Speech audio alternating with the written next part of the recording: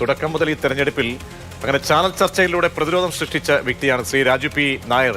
കാരണം അവിടെ പാലക്കാടിനെ സംബന്ധിച്ചോളം നിങ്ങൾക്ക് എന്തായാലും നിങ്ങളുടെ പ്രതികരണമൊക്കെ വന്നു കഴിഞ്ഞു. പക്ഷേ ഈ ചേലക്കര എത്തുമ്പോൾ എന്താണ് സംഭവിക്കുന്നത്? കാരണം ഒരു സ്വീപ്പിംഗ് വിക്ടറിയാണ്. UR പ്രദീപിനെ സംബന്ധിച്ചോളം എല്ലാ തുടക്കത്തിൽ ഇതിന്റെ കൗണ്ടിങ് തുടങ്ങുന്ന സമയം മുഴുവൻ ഏകപക്ഷീയമായി വരുന്നു. 11ാമത്തെ റൗണ്ടിൽ മാത്രമാണ് നേരിയ ഒരു മുൻതൂക്കം നേരിയ മുൻതൂക്കം കാഴ്ചവെക്കാൻ UDF കഴിഞ്ഞത്. എന്തുകൊണ്ടാണ് അവിടെ ഇങ്ങനെ ഒരു പരാജയം, വല്ലാത്തൊരു പരാജയമായി പോയല്ലോ? അത് എന്താണ് അതിന്റെ പ്രാഥമികമായി താങ്കൾ ആദ്യം ഞാനൊന്ന് സന്തോഷം പറഞ്ഞോട്ടെ. ചിലപ്പോൾ രാജു പി നായർ പറയുന്നുണ്ടോ കേട്ടോ, 2 മണ്ഡലത്തില് കഴിഞ്ഞ തവണത്തേക്കാൾ ഭൂരിപക്ഷം ഉണ്ടായിട്ടുണ്ട്. അത് പറഞ്ഞിട്ട് ചേലക്കരയിലെ പ്രശ്നത്തിലൂടെ കിടക്കാം. എവിടത്തെയാ? വയനാട്.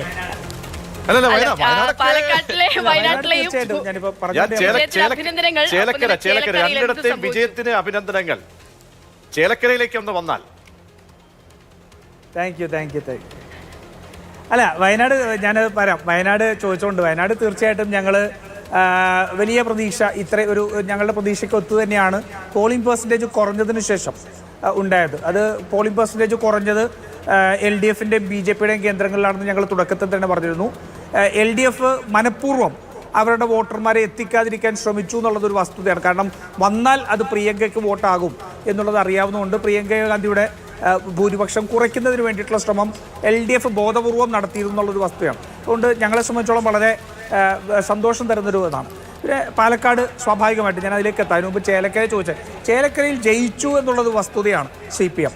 പക്ഷെ നോക്കൂ, നിങ്ങൾ ആ റിസൾട്ട് ഒന്ന് വളരെ കൃത്യമായിട്ട് നോക്കണം. 13% കുറവ് CPMന് 2021 തെരഞ്ഞെടുപ്പിൽ നിന്ന് കുറഞ്ഞിരിക്കുക. 13%, 54% ശ്രീ K രാധാകൃഷ്ണൻ വിജയിച്ച തെരഞ്ഞെടുപ്പിൽ ലഭിച്ചത്. പക്ഷേ അതിപ്പോൾ 41% എത്തിയിരിക്കുകയാണ്.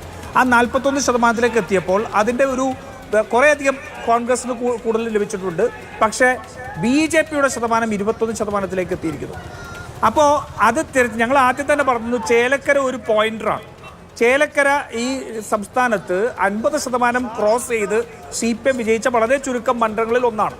അത്രമാത്രം CPMന്റെ ഒരു ആധിപത്യമുള്ളൊരു മണ്ഡലത്തിൽ 11% വോട്ട് കുറഞ്ഞത് എങ്ങനെയാണ്? ഒരു കാര്യം മനസ്സിലാക്കണം, നമ്മൾ ചോദിച്ചു കഴിഞ്ഞാൽ ലോക്സഭയല്ല ഒരു ഘടകമല്ല. എങ്കിലും അങ്ങനെ ഒരു വേവിൽ നിന്നും നിങ്ങൾ പറഞ്ഞ പോലെ ആധികാരികമായ ഒരു ഹൈപ്പിൽ നിന്നും 2024 ലോക്സഭയിലേക്ക് 5000 സംതിങ്ങിലേക്ക് നിങ്ങൾക്ക് കുറയ്ക്കാൻ കഴിഞ്ഞു എന്ന ഫാക്ടർ കൂടി ഉണ്ട് അവിടെ.